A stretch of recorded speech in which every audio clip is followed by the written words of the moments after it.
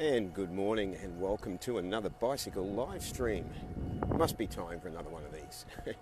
It is just after 7 a.m. on the first day of spring in the Southern Hemisphere, Saturday, September the 1st. It is 17 degrees and I've ridden about 25 kilometres so far this morning. And luckily the strong winds from yesterday have dissipated a bit, dissipated a lot actually, and making it quite pleasant for riding and quite easy for riding. So this morning's topic is to do with, we basically determine by what we will and won't accept from others how people treat us. And this is a topic that can be viewed in Steen and Greg, thank you for watching. This is a topic that can be discussed from different perspectives, but I'm going to look at it from the perspective of understanding and accepting our self-worth. And I mean that from a spiritual understanding. So I don't mean it from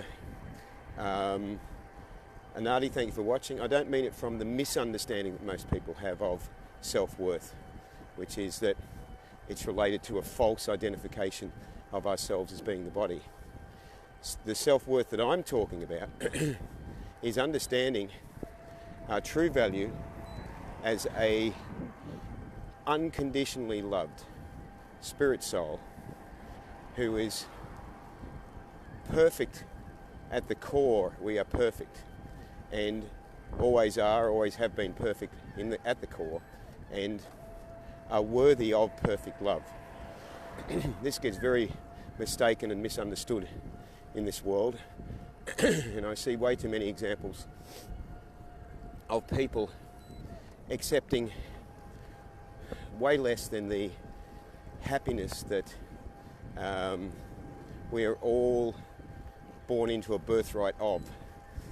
So why would we end up in this situation?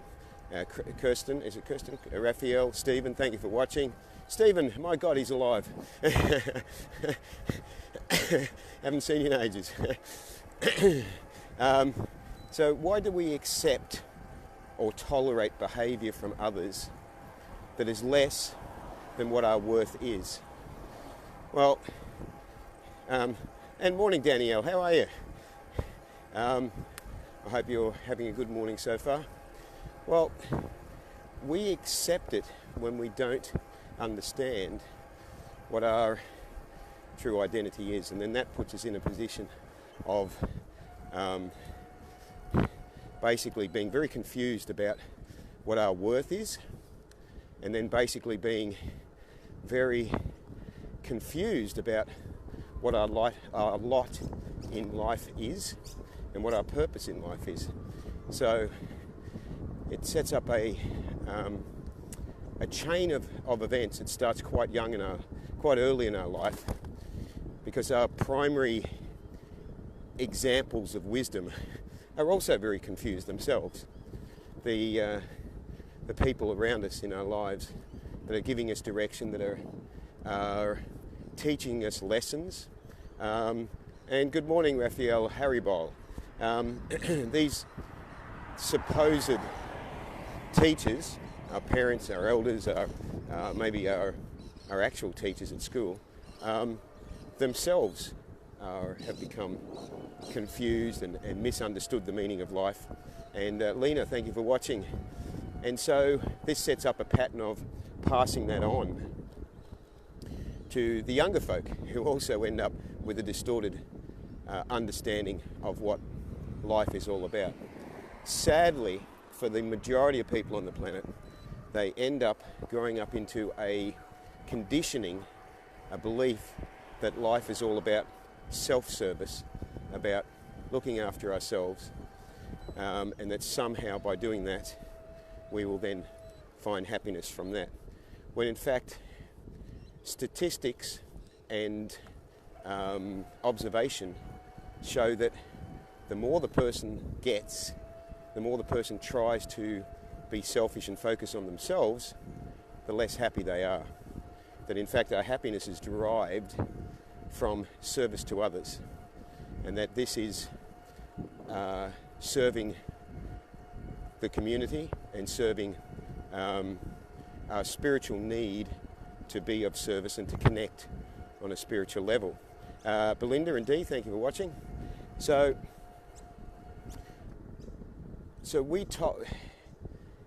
for me, it's very sad when I see people tolerating behaviour that really could easily be prevented and stopped if they were just slightly assertive and just said, no, this is unacceptable.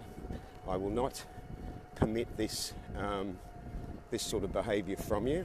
I will not accept this behaviour from you. I will not tolerate this behaviour from you. The next, LOD, the next part of that is, and it's not normally something that I would say, but is the understanding of the reason why. And the reason why is because the person then could go on to say, because we are all unconditionally loved children of the universe, and we're all worthy of so much more than the shit we put up with. So I've talked about this before, but in extreme cases you will see relationships, very dysfunctional relationships. There's often a degree of dysfunction in relationships, but you will see very dysfunctional, they become violent relationships. And this situation, of course, is not healthy for either person. Steve and Anne, thank you for watching. This situation is not healthy for either person in the relationship, obviously. But it can only be continued if the person that is being persecuted allows and permits it to continue. Now, you may allow or permit something to continue out of fear, or out of misunderstanding, or out of a misbelief that the person that is tormenting you will somehow change, which can happen, but it's very important that rather than being submissive in a situation where somebody is aggressive or not, their behaviour is not acceptable towards you, rather than being submissive and rather than being aggressive, which doesn't help either because they're the one being aggressive as well, we have to be in a state of assertiveness. We have to see our own value, and I don't mean our own value from a self-centered, false ego perspective. I mean our own spiritual value. I mean that we are a spirit soul that is perfect at the core level and is unconditionally loved universally, no matter what we do or say in our lives. When we feel that unconditional love, when we understand how amazing that is, then we rise to accept that, and we rise to own it and to be the beautiful child of the universe that we are. And we actually help those that torment us when we do not permit them to torment us. We actually help them. We show them that their behaviour is unacceptable. If we enable people and just allow them to walk over us, allow them to treat us in a way that is unhealthy for us, it is unhealthy for them as well. So we have to have a degree of wisdom about the way that we do things so that we are exempling a better behaviour from others. Because for every person that wants to torment someone, there has to be someone that allows that tormenting to happen. There has to be a victim.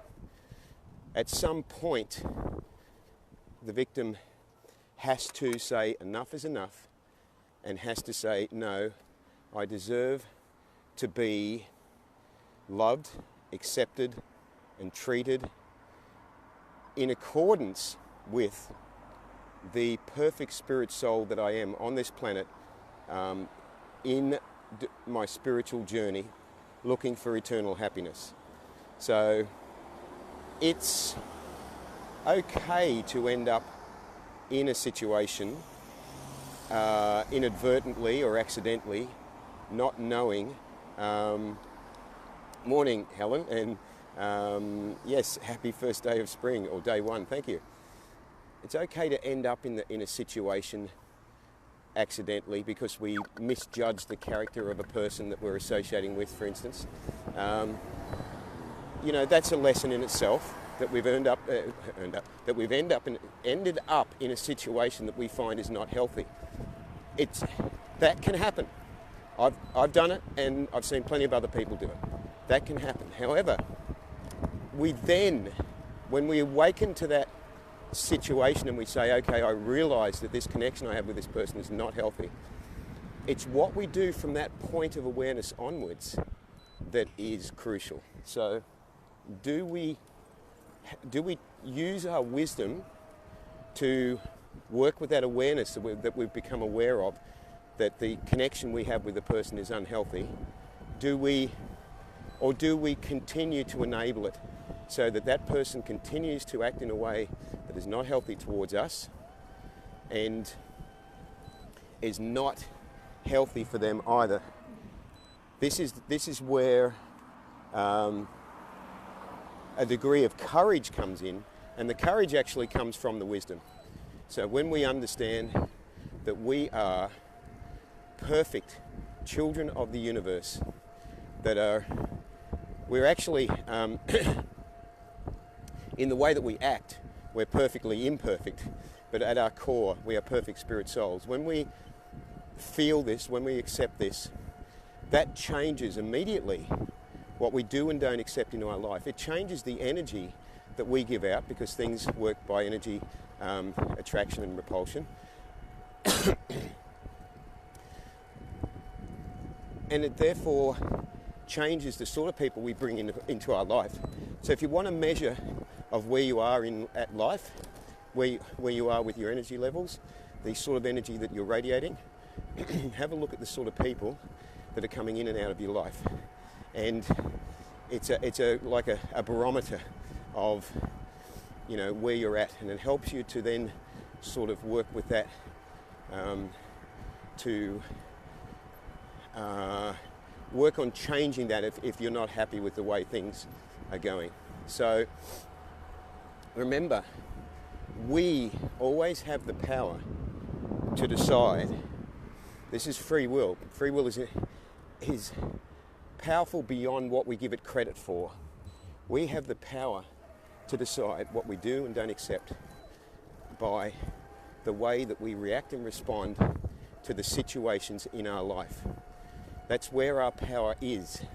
We don't have the power to change the other person necessarily, but we have the power to change our responses and reactions to the situations that are occurring, and by doing so, that can then have an influence on the other person. We can become ambassadors of compassion and kindness and demonstrate a better way for other people to treat us. This is important because every day our lives revolve around connection with others, from family members to workmates to intimate relationships to different, maybe connection with strangers on the street sort of thing.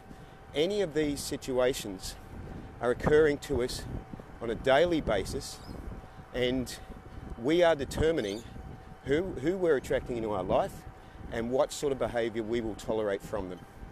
So we're able to move away from a victim consciousness when we understand that we create these situations, we attract or repel these situations in the first place. We have the power to choose to change them when we understand our true self-worth. Now, our true self-worth is a spiritual understanding. It's not a egotistical, I'm better than you sort of thing.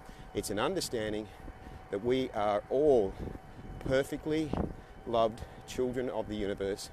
And when we understand that, we have great empathy for the pain that others feel as well.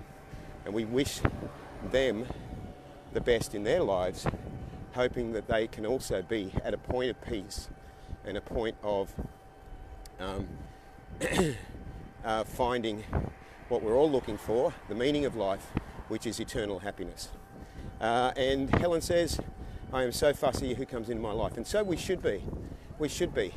Otherwise, we can just be a doormat, and we can just end up in situations that are difficult to, or take time and energy to extract ourselves from. And Helen says, my self-worth is very important to me.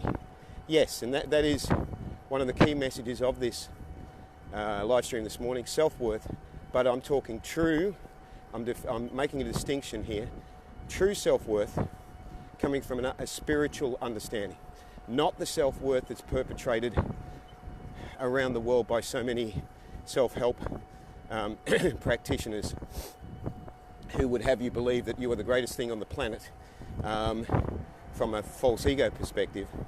I'm talking about understanding how much you are loved by the universe, feeling how much you are loved by the universe, tapping into that, and that becomes your understanding of self-worth. It's a different thing, and when you feel it, you will know. So thank you for watching this morning's live stream. I hope you have a great first day of spring. We've got Greenhouse at Coolangatta opening up specially for us for our vegan life lunch. They don't usually open for lunch, but they're doing a 5-course banquet for us for $30. And so we've got the place to ourselves with about 30 of us going along. So that should be amazing. And Helen says, definitely spiritual self-worth and how I'm treated by people. I mean, yes, Helen, excellent. And Kathleen says, morning, Harry. Love the title. True. That's great. Thank you for watching as well, Kathleen. Okay, I'm going to head up the markets now, get some organic fruit and veg. I hope you guys have a great day. Remember to live vegan and save lives. And I'll speak to you soon. Ahimsa.